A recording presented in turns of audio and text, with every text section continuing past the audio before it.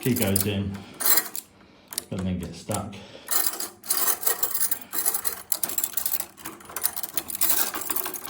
So I'll just whip it out and see what the problem is. So the issue seems to be when it's in the door, because when it's out, it's turning.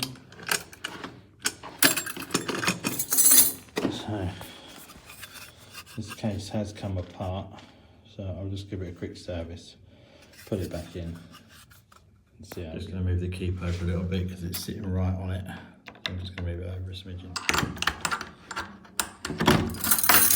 Okay. Well done. New screws put in, service repaired. Right.